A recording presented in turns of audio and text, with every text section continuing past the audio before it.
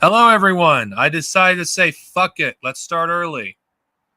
Now, for those of you who are watching this, you're probably wondering, why am I doing a video on the High Republic?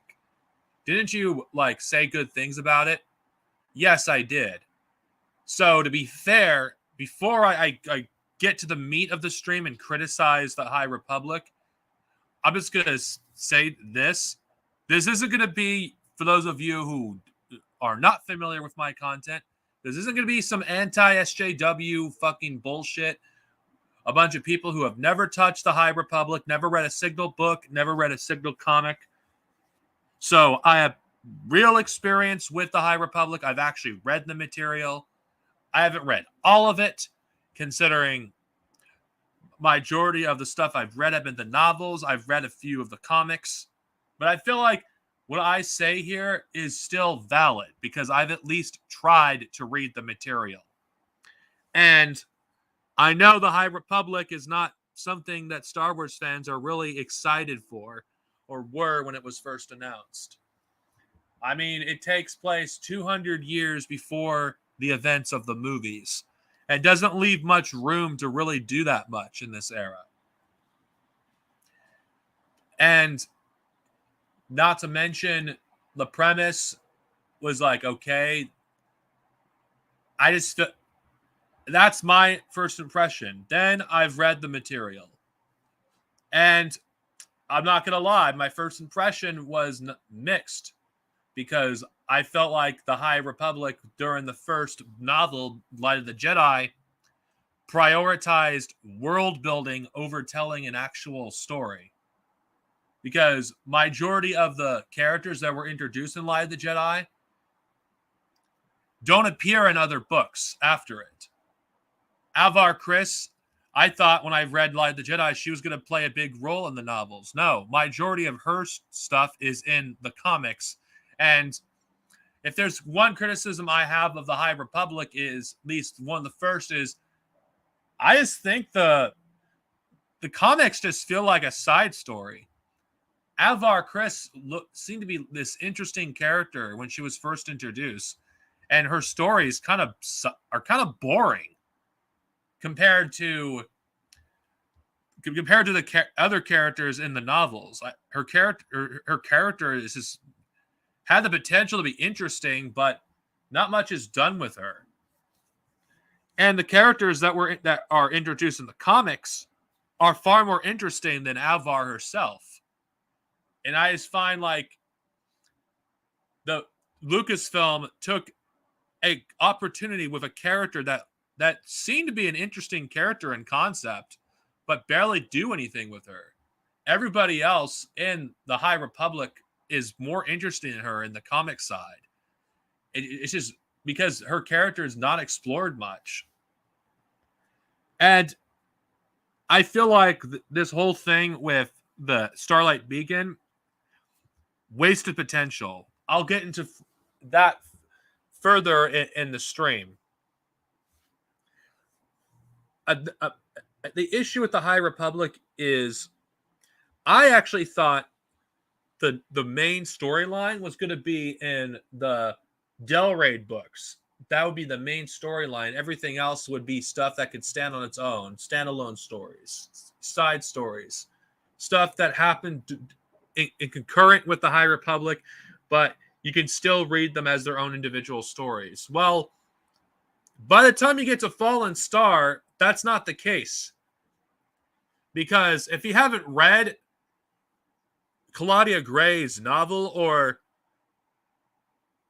the other novel which continues the adventures of Vester Row, you're not going to know what the hell's going on, because characters that played a big role in the young adult novels play a big role in Fallen Star. And for those who would stick primarily to the Del Raid novels, majority of the characters that you care about are put on the sideline in Fallen Star. Now, I don't mind Star Wars focusing on side characters. I mean, it's the whole reason I got into the Star Wars expanded universe in the first place.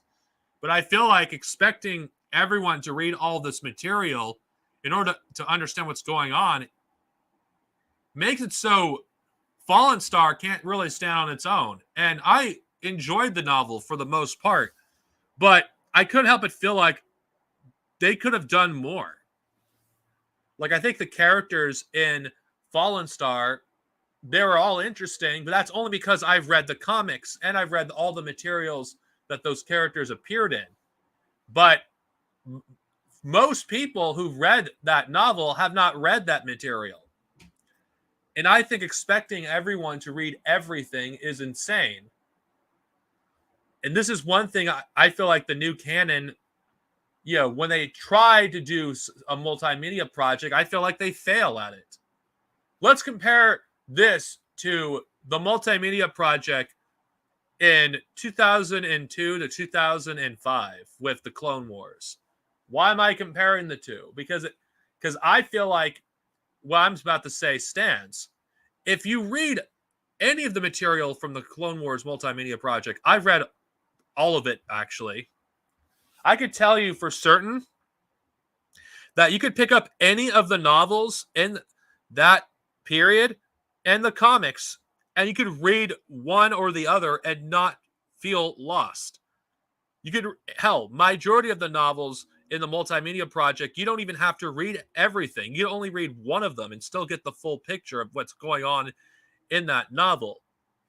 The High Republic, in order to get the full picture completely, you need not only to read the comics, you have to read the children's novels and the young adult novels and the other novels that came before it. So this is an issue I have with Fallen Star is I feel like you need to read all this material to actually fully appreciate what you're reading. And I just don't think people should be expected to read 2 books, especially 2 that are a requirement, such as Into the Dark and Into the Shadows. I believe that's what the other one's called. And Fallen Star, Rising Storm, and Light of the Jedi should have been able to stand on their own. But the characters that are featured in the other novels play a huge role in Fallen Star. And I think another problem with the High Republic too is Fallen Star. I'm bringing this up because it's the most recent one I've read. I haven't read the others yet. It killed off majority of the characters in the novel. And if you haven't read any of the material that came before it, you're not going to care who lives and who dies, considering you barely spend any time with them. And I think another problem with the High Republic is, why do we have to destroy Starlight Beacon in Phase 1? Why could not have been Phase 2? Or why not have Phase 1 last longer than it did? Because I think it's ridiculous. The Fallen Star novel should have been the last novel, and it should have been way later, because I don't give a fuck about Starlight Beacon. What the hell is it? Why does it exist? Why should me, the reader, why should we care?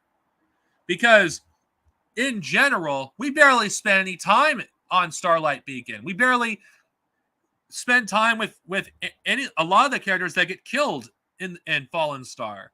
Why should we give a shit if any of these characters die? I'm being real here. Why? It has no impact. I was like, oh shit, this character's dead. It's like, okay, it was basically a kill them all novel, like where 85% of the characters that were in the novel died. And in my opinion, I don't think that's a bad thing, but I don't understand why we needed to rush to finish the Phase 1. Why couldn't we have taken our time? Why couldn't we taken our time to get to know the people on Starlight Beacon? Actually understand what the hell its purpose was. Because there's only a handful of material where we actually stay on Starlight Beacon, and when we do, it's not for a long time. It's almost as if the writers are more interested in world building than actually telling a story. And that's the issue I have with the High Republic, one of the things I'm talking about. Starlight Beacon should be a big deal, but it's not. It gets destroyed, and it's like, yeah, I'm expected to give a shit. You know why Vector Prime works so well? And I'm bringing that up because, yeah, I'm using the EU as an example, but I'm bringing up why Chewie's death has such an impact. Because people who read Vector Prime spent a lot of time with Chewie. They grew up watching the original trilogy. They loved Chewie. When Chewie died, they were upset when he died. Anakin Solo and Fallen's and Star by Star, when he died, people were upset. And when the fall of Coruscant had an impact in that novel, which affected the EU from that point onwards. Yet, Starlight Beacon is only in a handful of books, and there's a few scenes here and there in the novels and the comics where the characters are interacting with each other or on Starlight Beacon, but nothing's fucking done with it. Why the hell should I care about Starlight Beacon? It gets destroyed. Oh yeah, I should feel sad. I don't feel sad because we barely spend time. And that's the problem with the new canon. Rather than try to spend time crafting its story, trying to build its world, it rushes it because they have a set time where they're going to do this. And it's like, why can't the High Republic run for 10 years? Why should it have to run for 3 phases? Fuck the phases. Why not just let the High Republic take its time telling it a story so people could actually understand and actually read and be invested in this world? Like, the EU never did that. The New Jedi Order lasted from 1999 to 2003. And it took its time telling its story, world building, hell, even giving us deep dive into the culture of the Yuuzhan Vong. What the fuck is the culture of any of these aliens that are introduced in this era? What makes them different from the modern iterations? And if you ask me, like, the Nihil, and that's another issue I have with this era. Because the Nihil, they look cool. If you look at their aesthetic, they look cool. They look like something that they would belong in Star Wars. I like their aesthetic. I think Malkin Rowe is a cool character. Laura D is a cool character, but that's it when it comes to the Nihil. Because all the Nihil, for the most part, suck. They're not good as characters. And the faction, what the fuck are their goals? They're just a bunch of bandits. That's exactly what they are. There's a bunch of raiders who somehow have the technology to strike anywhere because of one of the Tekkas. They kidnapped her as a child, and she was a genius, and she was able to chart many hyperspace routes. It's like, that's the only thing that they have. What makes them? It's just not that interesting. When you compare that to the Confederacy, which I'm comparing stuff from the movies. I mean, why do they hate the Republic? Why do the Nihil hate the Republic? What reason do we have to actually care about them? Why do they hate the Republic? Because what I get the vibe is the Republic is infringing on their territory, and the Republic wants to expand its territory. In fact, I'd argue the Republic is a neoliberal government in this era, just like they are in the prequels. But they're supposed to be treated as the good guys. Like, how am I expected to believe that this grandiose Republic becomes from that to the Republic in the prequels? I feel like what they're doing is rushing through this, not allowing this story to unfold. But the Nihil in general, what the hell are they? They're just a bunch of raiders who just kill and pillage, and for what? For what reason? I mean, there's good and valid reasons to hate the Republic. Valid. But they're only bad because they oppose the Republic. But why? I don't know, because Malkin Rowe does I can't even tell you what his goals are. What, galactic conquest? Destroying the Jedi? I mean, come on. Say what you will about the CIS, but they had a clear goal in mind. They wanted complete separation from the Republic. Why? Because look what the Republic did. They neglected the Outer Rim and fucked those systems around and didn't do anything to help these people. In fact, they oppressed them. In fact, if you go by EU lore, they've historically taken arms against the Republic because the Republic treats them like shit. I mean, I don't just see any reason to even care about the Nihil when they just feel like I don't even know how should I say this. They just feel like a bunch of terrorists, which exactly that's what they are. It's like they should have very good and valid reasons for not wanting the Republic on their territory. But it seems to me that Lucasfilm is so scared of tackling the concept of politics in Star Wars that they just make the villains or so-called villains of the story out to be like a bunch of monsters with no objectives.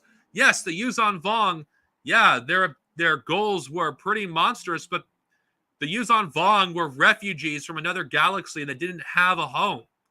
Yeah, they destroyed trillions, but the Yuuzhan Vong had a clear goal. They wanted a home.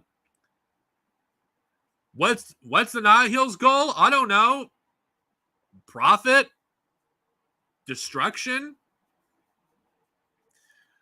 And Malkin Rowe's story, let's not get started how, in order for me to get the full picture of his story, I have to read a 2-issue miniseries. Why? Why can't his story be told in the novel? Why can I get his backstory in the novels? Why do I have to read a comic book? Now, I'm not against Star Wars telling stories in different mediums, comics and novels, but I feel like the High Republic should have kept the novels and the comics separate and allow both branches of the High Republic to stand on its own, because as it stands now, it's just one. It feels like it's an excuse for people to buy more comics and books and not actually telling a story. And the High Republic in general, it doesn't feel such a High Republic. And I don't know anything about the politics of the High Republic because the writers in Lucasfilm go out of their way to avoid politics. I don't understand how Timothy Zahn in his novels, I'm referring to the Thrawn Ascendancy trilogy. I've read the first one. How it's able to do politics well. It's able to give us culture to the Chiss. Give them character to the Chiss. Why is that in the new canon? They can do that with the Chiss, but they can't do that with the Nihil. And it's not like they haven't done politics in the new canon. They have. Just read Timothy Zahn's books. Yeah. A lot of the stuff in the Chiss Ascendancy is essentially military politics, but at least it's there. At least we have something to chew on. The High Republic has nothing. Because why should we even root for them in the first place? Why? The Nihil don't, they really don't have a reason to really be against the Republic except being the bad guys, rather than having valid reasons. And it just feels like this neoliberal, that's what Star Wars has basically become. Neoliberalism, has infected entertainment like a virus. It seems like the more neoliberal something becomes, the less political it can be. And that's just the thing about the High Republic. The right-wingers want to talk about, how woke the High Republic is. It's like, what's woke about it? What? Because you have an alien that doesn't actually have typical gender pronouns? Is it fucking woke because you have black Jedi or women? Is that what makes it woke? It's like, where the fuck is the woke politics in Star Wars? There is none. It doesn't exist in the new canon. And it's idiotic to assume that it's fucking woke. I mean, look at, if you want to talk about woke, read Republic Commando. Republic Commando talks about fascism, talks about war and how fucked up it is. It actually gets into deep detail on how screwed up the freaking government of the Republic is. It actually makes war feel real. That would be woke, even though I hate using that word. The High Republic isn't woke because it doesn't have anything to say. It doesn't challenge the reader or the status quo in any meaningful way.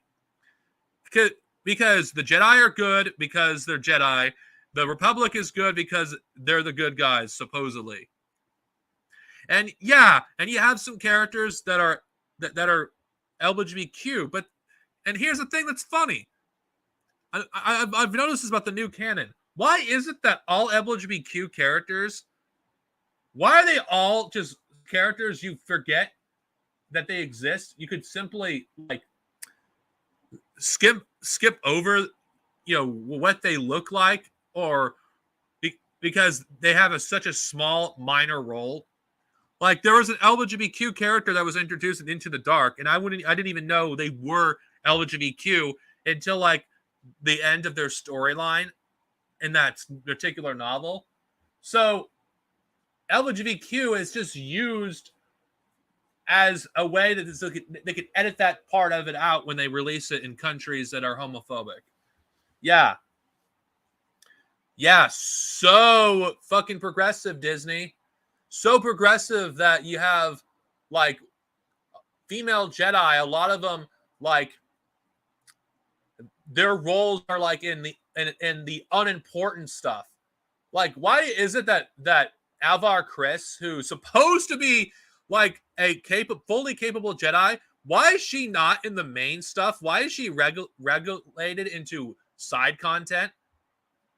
Why is like a character like Vestra Rowe, which I actually think is an interesting character, why is she regulated in the side novels? Why doesn't she have a big role in the main storyline?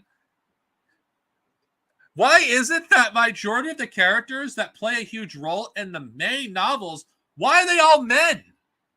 Now, I'm not saying that this is a bad thing, but I'm just saying, why are all the male characters, why are they the most important characters? Why do they play the biggest role in Light of the Jedi, Rising Storm, Fallen Star? Why do they play a role in those novels? Because Disney, subconsciously, is saying men are more important than women. It's their actions, not their fucking words, is what says it. Because all of the more interesting characters, they're in the side stuff. And guess what? The women characters that could be interesting or are interesting, they're not part of the main narrative. They're part of the side stuff. Like, where the hell was Vestra Rowe in Fallen Star, despite a character who was in a novel that she played a big role in? Why wasn't she in that book? Oh, wait. Because she isn't important. It's almost as if Lucasfilm subconsciously is displaying an open form of sexism. It's like, in the Lucas era of the EU, they weren't afraid to have female characters be front and center. I mean, you have Jaina Solo be a main character in many novels in the EU, or Tahiri Vela, or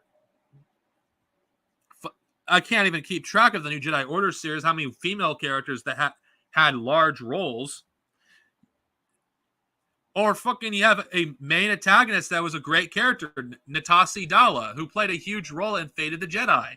Why the hell are all the, like, why is it that the supposedly regressive EU had more female representation than the new canon does? Why are female characters regulated as side characters for the most part? It's so fucking funny how the new canon claims to be progressive, yet it's the exact opposite. Legends is more progressive than canon, and that's what's fucking hilarious. Because You know, the SJWs will claim that Legends was sexist, Legends was this and this and that, yet Legends paid women with more respect than men. No, not men. Legends paid women with far more respect than what canon currently does. I mean, look at the way they treated Rey in the sequel trilogy. Regardless how you feel about the character, pure sexism. The treatment of Rey, always been being saved by a man, always being sexualized in a way, putting in a relationship with an abuser, someone who abuses her, and then for some reason she falls in love with her abuser. And yeah, the complete disrespect that Rey got throughout the entire sequel trilogy, like it baffles me how anyone can claim that that character is progressive when her character was treated with such disrespect. She could have been a great character, but Lucasfilm didn't want that. I mean, of course, that's a different topic altogether, and I can't believe I'm even defending the character of Rey. But I'm just saying, it isn't the High Republic's fault why it's not as good as it could be. It's the writers themselves. It's Lucasfilm themselves. Whatever fucking mandates they're putting on these writers, they're not allowing them to actually write anything. Because, you know, it's really disappointing because the first half, at least majority of it, of the High Republic, it did a good job of building this world, but it didn't really do well with the execution. Like, Starlight Beacon should have been a huge thing throughout most of this series. It should have been like something that we should have all have been interested in. Like, it should have been something that should have been around for a while. And I think the destruction of Starlight Beacon should have happened towards the end of the series, not towards the beginning, where the biggest thing that's happened so far is Starlight Beacon gets destroyed. That'd be like in Deep Space Nine, like they destroy the station of Deep Space Nine at the end of the first season. That's the equivalent of destroying Starlight Beacon. Nobody would give a shit about Deep Space Nine. They got destroyed that early. And that's the thing. The reason why I'm bringing up Star Trek here is Deep Space Nine, the entire atmosphere of that space station in Star Trek, why it's so memorable, why a lot of us would still care about it over 20 years later, is because we spent so much time there, 7 years, and over hundreds of hours worth of Star Trek content on that station. Starlight Beacon, how much time we actually spent on the station in the comics and the novels? Like a few, with the exception of Fallen Star, like a few minutes at most, to be generous. And it's not a big deal when it gets destroyed. It's like, oh, well, it's like the Jedi should be completely defeated, but it doesn't feel that way because it gets destroyed like in the very first fucking phase. Why is phase 1 is where Starlight Beacon gets destroyed? If they're gonna do a phase system, why not at the start of phase 3, when the stakes are supposed to be really high? That would have been a great way to actually start phase 3. If they held off on the destruction of Starlight Beacon until phase 3, we could have had more time to spend on Starlight Beacon. We could have had more time to spend with the characters that die in Fallen Star, and we could have had a great story. But no, the High Republic doesn't prioritize storytelling. What it prioritizes is just selling books, and it's sad to say it. Because, you know, I defended the High Republic when it was not popular to do so, but I think a lot of the criticism towards it, a lot of people just don't criticize it from the angle that I'm doing it, is the High Republic just simply doesn't care about telling stories, it feels like. I mean, the politics of this era should be something that we should be actually reading about. And if someone brings up, oh, but there's a comic that gets into that. It's like, yeah, but that comic is not released in mass paperback. Because all my comics, I don't read them issue by issue. I read them based on the trades because I don't want to spend God knows how much money on a freaking on a one-issue comic. That's not what I do. Yes, it does. It actually does, like, give a childish caricature of anarchists in the High Republic. And that's essentially what the Nihil essentially are. They're anarchists. What is anarchism? I don't know. Beats me. According to Lucasfilm, according to Disney Star Wars, anarchism is just mindless death, mindless destruction. And you know what? That is not what anarchism is. And this is someone who isn't an anarchist. That's a childish understanding of what anarchism is. Anarchism doesn't mean death and destruction. It doesn't mean destruction for destruction's sake. Of course KOTOR is more popular. And of course it is. Because KOTOR, there is a lot you could fucking go on. Because Knights of the Old Republic, when it first came out, it was great, but it didn't just have, it didn't just have the game itself. The Knights of the Old Republic 1, you know what it had when it was released? To draw from? It had the Tales of the Jedi comic books. And it did a great job incorporating those comic books into the game's world, into the lore. It did a great job in connecting Tales of the Jedi to Knights of the Old Republic. It had a good amount of source material to draw from. The High Republic, on contrast, has nothing. The High Republic would have been more interesting if it took place early in the time between the final Sith War and the Phantom Menace, like 1,000 years. That would have been more interesting because there would have been a lot more to work with because the galaxy would have been far more chaotic.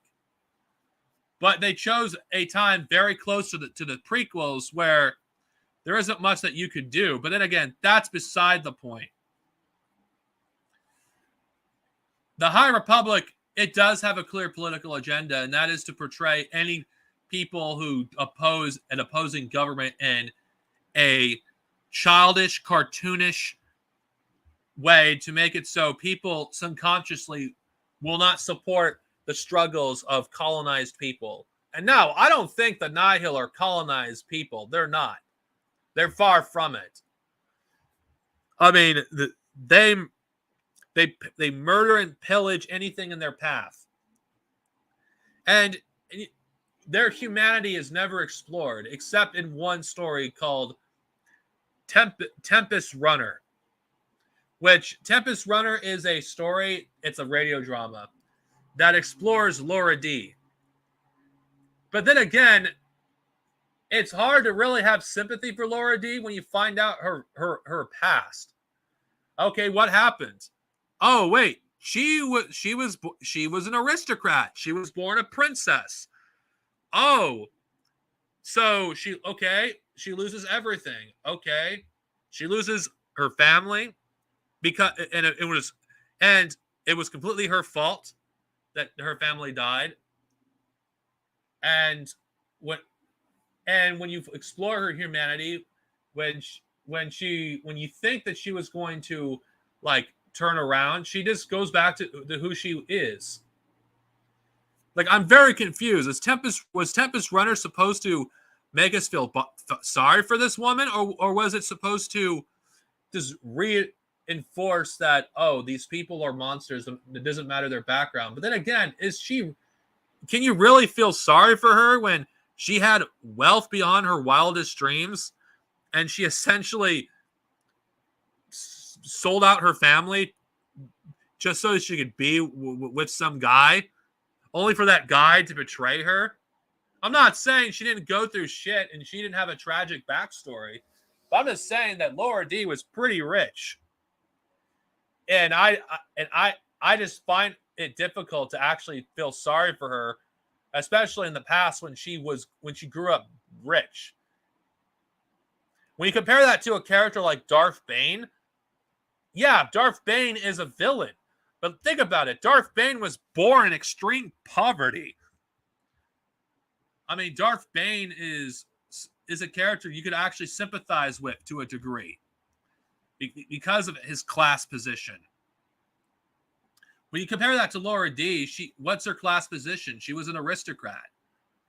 And what's her reasoning for joining the Nihil? To get revenge for the person that stole everything from her, and she sold out her planet again.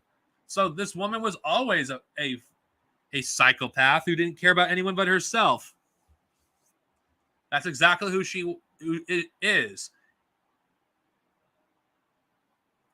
And when the more I think about it, the more I realize this era is a disappointment, and I shouldn't be disappointed. But I just feel like it should have been something great. Instead, they do what they do to everything. What they currently do with Disney Star Wars. They took good concepts and they just didn't flesh them out very well. It's like we don't know why the Nihil are doing what they're doing. They're evil because they oppose the Republic. They're not evil because, I don't know, they are they sell slaves or whatever they do. They're murderers. No, we don't even know why they're like that. We don't fucking know why they're like that. Yeah, fuck Disney, I know, but that's a topic for another day. And where do we go from here with the High Republic? I just see the High Republic as becoming another sequel trilogy in terms of, yeah, it does something interesting at first, and then it goes off the plot. It's like, it's really sad because I actually had faith in the High Republic when I first read it. You know, after I,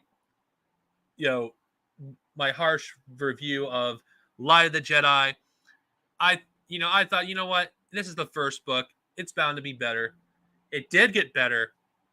But knowing what I've read after reading Fallen Jedi or whatever, Fallen Star, what the fuck you call it, I can't help but feel empty when I think about the High Republic, because I feel like it could have been so much better than what it currently is. And had this been in George Lucas's era of Star Wars, I think this era could have been great. There's no way George Lucas would have approved of such a story where you have villains that are evil because they're evil. You would have had flaws with the Jedi. You wouldn't have the Republic, be the good guys because they're the good guys. You would have had something more meaningful. I mean, just compare every single story, and I'm comparing the EU because I'm sorry, there's a lot of comparisons I'm going to say here, and it makes sense. In the EU, it was very specific why characters did what they did. You didn't have characters in the EU that was evil for the sake of being evil. Like, there's various reasons why. Why did Malik go to the dark side? Well, Malik was a Jedi who was outraged over what the Mandalorians were doing to the people of the galaxy. Genocide, pillaging. That's what Malik saw, and Malik actually thought that he was doing good. By the way, I'm using the comics of the Knights of the Old Republic to explain this. And Malik fell to the dark side because war destroys people. It turns people into monsters. Why did Exar Kun fall to the dark side? Because he was trying to do good, but his arrogance and his pride made him fall to the dark side. Why did Count Dooku fall to the dark side? Well, disillusionment with the Jedi Order. Even Dooku, in his own way, he saw the corruption in the Jedi and criticized the Jedi, rightfully so, for the kind of evil they were allowing. Dooku didn't see himself as evil. That's the thing that people don't seem to understand. If you're taking the EU into account, Dooku didn't see himself as evil. Dooku saw himself as doing good for the galaxy. He just saw aliens as evil and the ignorant masses. need to be controlled. He didn't see himself as evil. Like, none of these people in the EU, even some of the most evil characters, they didn't see themselves as evil for the most part. Yeah, you had characters that follow the evil for evil's sake archetype, but at least you had something more to go on. What do you have in the High Republic? The Nihil are why should we even oppose them? Why should we actually support the Jedi's fight against them? What threat do they possibly pose? Why? What's their ideals? This isn't explored. Their ideas are, oh, we're just going to pillage the shit out of everything because we can. Oh, we believe in survival of the fittest, or whatever the fucking kind of bullshit that they say. Oh, we don't like the Republic because they're infringing on our territory. I mean, that would at least be something, but no. The Nihil don't even have any planets in their name. They're just a bunch of bandits. I just don't think that the Nihil were well thought out. They look cool. Don't get me wrong. I like the way they look. They look cool. The concept of them sounds interesting, but in execution, it was done poorly. And I criticize the High Republic in this stream because people want to know what I think of it, and I'm giving them what my thoughts are. I think the High Republic is wasted potential, if I must say so myself. I think it could have been good. It didn't have to be just another story that you could just throw in the trash, because that's what the High Republic is, unfortunately. The best parts of the High Republic are stuff that isn't part of the main storyline.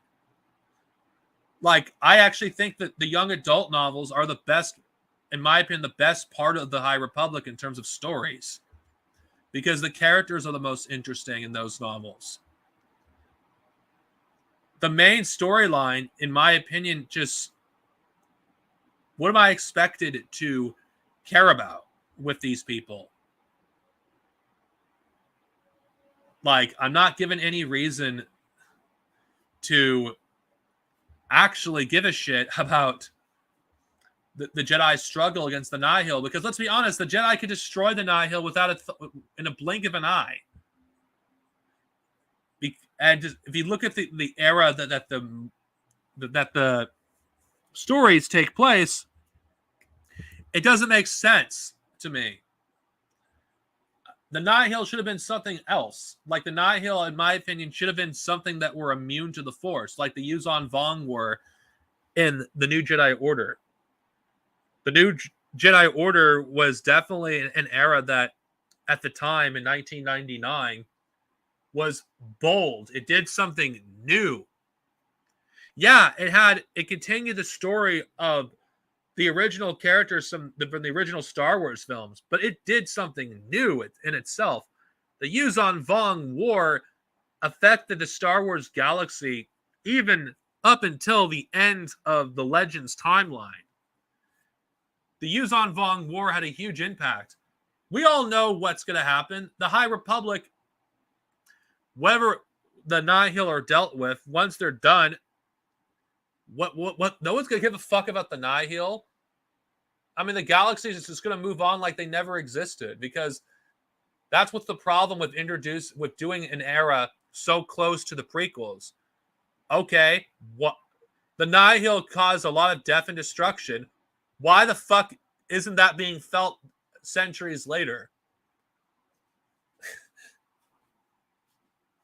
Yeah. And unfortunately, that's what Star Wars has become, unfortunately. It's mindless entertainment. Don't think, Darth Sinovia. Don't think. That's probably what I'm going to hear. Don't think. Consume. Don't think. Consume. Don't think. Consume. Don't think. Consume. That's the mindset that Star Wars fans have developed these days, and it's unfortunate, because we should demand better out of the things that we love, but unfortunately, it feels like Star Wars fans have given up. I mean, they'll accept any garbage. I mean, I know I have nothing against people who actually enjoy Mandalorian. or the Book of Boba Fett. I have nothing against you if you enjoy that stuff. It just, how could the fact that people will lower their standards to the point where they'll just accept crap? I mean, good God. If the best that you have is a nostalgia fest in Mandalorian and the Book of Boba Fett and an era that could have been good, but Lucasfilm chooses to do the exact opposite and just do something uninteresting and do what neoliberals always do, dumb everything down and don't encourage people to think because thinking is too dangerous. Like,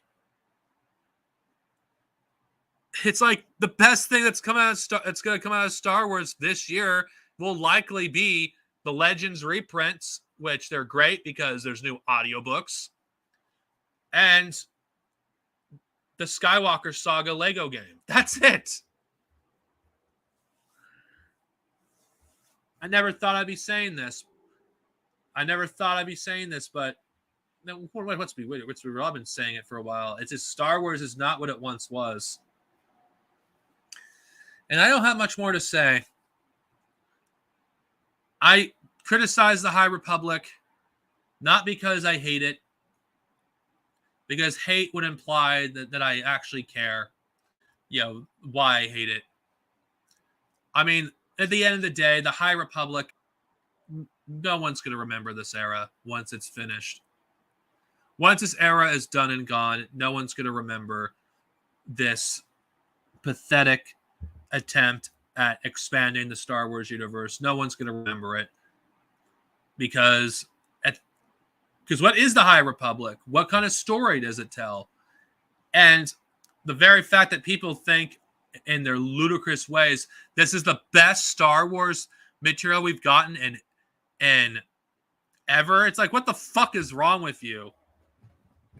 Seriously, pick up a fucking EU book, for crying out loud. Please do it. Pick up an EU book. Read it instead of and just tell me that this is better than what the EU has offered. Please. Please. Please read Vector Prime.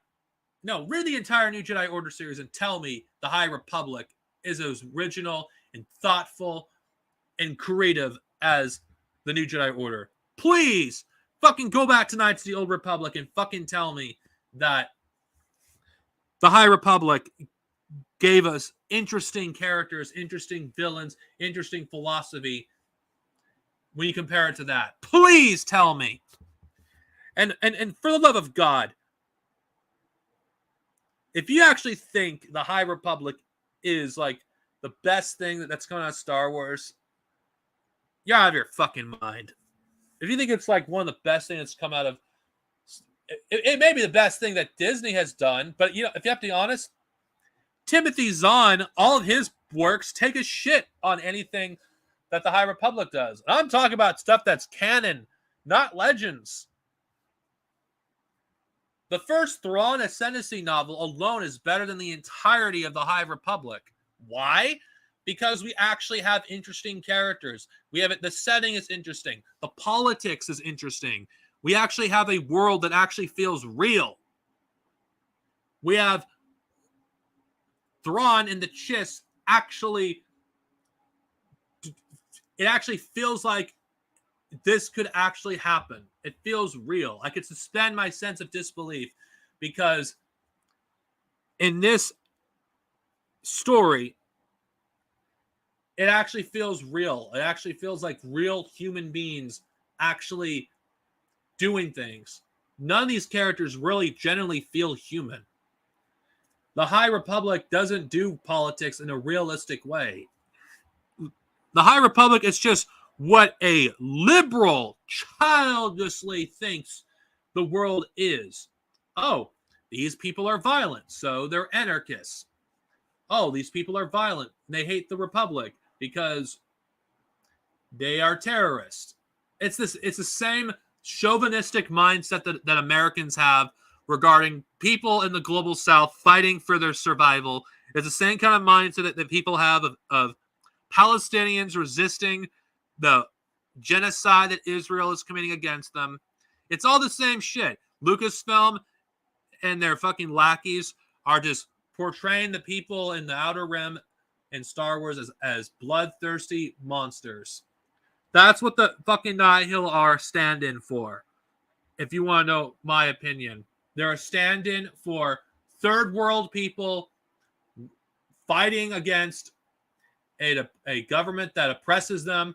And what better way to make us not actually feel any sympathy for them than to portray the Nihil as bloodthirsty monsters that just want to rape and pillage for no good reason. Because that's how the West looks at people in the third world. That's how the West looks at people in Palestine. They're not human. These people are not human. All they do is rape. All they do is kill.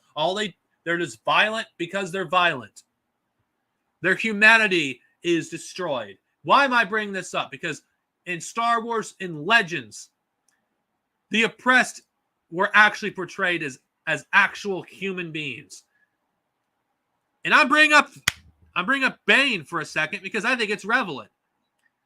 Like, Bane said it best when he was playing cards with Republic soldiers and at the beginning of Dark Bane Path of Destruction. And this line stuck with me. I know I'm not going to quote it exactly, but he did say that the Republic were hypocrites and that the Sith aren't monsters, that they're humans just like you and me. You know why that sticks with me? Because the people that fought against the Republic in Legends, they've always fought on the side of the Sith. Why? Because the Sith actually didn't do what the Republic did. They didn't pretend to give a shit about them. They offered them something to fight for. And you know what? Yeah, it's probably problematic to a degree, but it's better than what they're doing with the High Republic, which is portraying the Nihil as monsters who don't have any legitimate reasons for fighting against the Republic other than that they're rapists and they're pillagers. And the reason I'm bringing this up because I think it's relevant because the politics of entertainment, if you don't see for what it actually is, then you're lost. This isn't a form of indoctrination because the Nihil are a stand-in for terrorists in the real world. That's exactly what they are, and that's exactly what they will be. Not known, because people, the average person's not going to see that. They're going to think I'm looking too much into this. But compare this to the CIS. Why did people fight in the CIS in Star Wars? And I'll get more into this later in a future video when I talk about why have the Outer Rim people, why they've always fought against the Republic. And it's quite simple. There was legitimate reasons for the CIS grievances. They didn't like the way the Republic was treating them. They were sick of the bad deals that they were being given. They were sick of being exploited by the Republic. Yeah, there was a lot of corrupt people that were part of the CIS, but that doesn't change the fact that the CIS, there was legitimate reasons for people joining the CIS over the Republic during the Clone Wars. There was legitimate reasons for aliens not assisting the Rebel Alliance, which would mostly consist of humans, until after the Battle of Endor. Not Battle of Endor, Battle of Yavin. Now, I'm not saying any of these things are good or bad. Yes, I know. The CIS was an imperialist power, but that's a topic for a different day, because that's beyond the scope of this stream.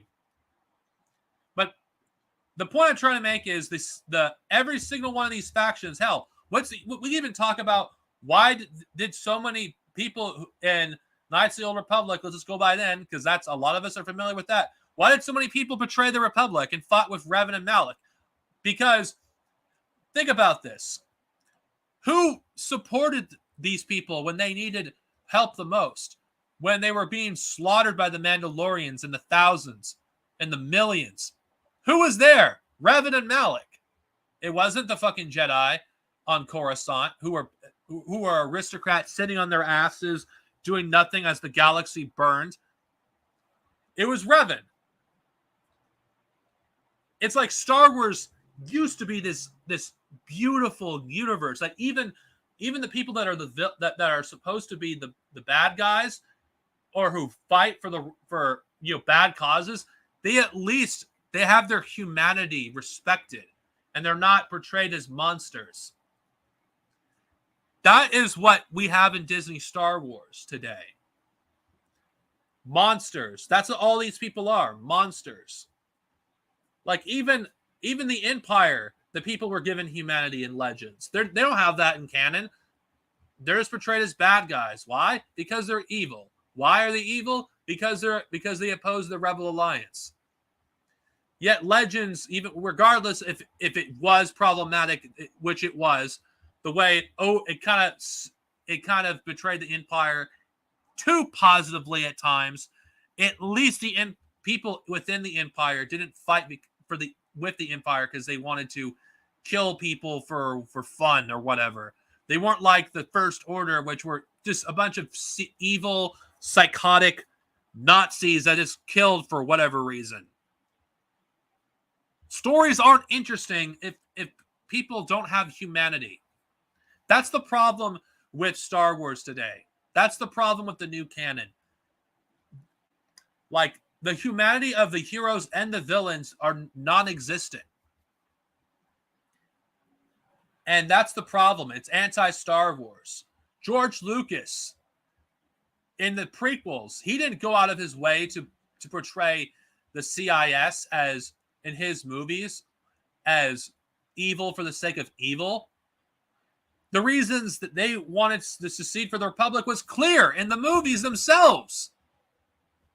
George Lucas understood politics better than people give him credit for. He didn't portray even the people that he opposes as fucking monsters for monsters' sake. He portrayed them all as human. And the new Star Wars canon is just childish. It's written by people that have never actually experienced poverty. It's written by people that have never experienced the hardships of life. It's people that lived comfortably in their own middle-class lifestyles and never actually experienced what it's truly like to be poor. That's why the poor in modern Star Wars are portrayed as like bloodthirsty, greedy monsters, because that's how they see us. That's how they see the lumpen. That's how they see the fucking poor working class. That's how they see us. They don't see us as human. And this conditioning for the masses is what makes it easy for people to support evil legislation that makes the lives of the poor worse. It makes it easy to support the most evil thing you can possibly imagine. That's what it does. The High Republic, I will keep up on it because I have to.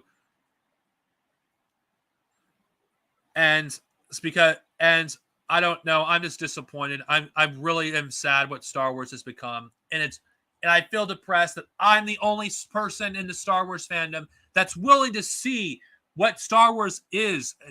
It's neo-liberal propaganda. Neo-liberal propaganda. That's what Star Wars is now. None of this woke shit that anti-SJWs want to rave about. It's become neoliberal propaganda and borderline neoconservative at times. So yeah, I'm depressed to even say this. I'm sorry if this is kind of a depressing stream for you guys, but it has to be done because I respect you. I respect your intelligence. I don't want to tell you what you want to hear. I want to tell you what you need to hear. Star Wars has become a neoliberal propaganda mouthpiece. And that's what the High Republic is. If you look deep into it, if you actually look deep, really deep, look at the roots and actually realize the High Republic, it has some pretty fucked up messages in there.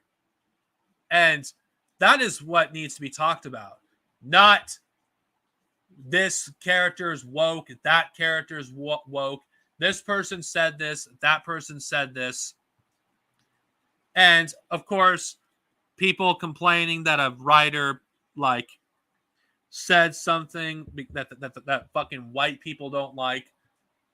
This is what needs to be paid attention to, because the kind of art that our society is exposed to, it makes it easy for our oppressors to indoctrinate us with propaganda that makes us hate the oppressed and love the oppressor. Anyway, that's the end of this. May the force be with you always. Stay safe, and hopefully next time I talk about something that is actually something I want to talk about. Sorry for ending this on a sad note. Peace.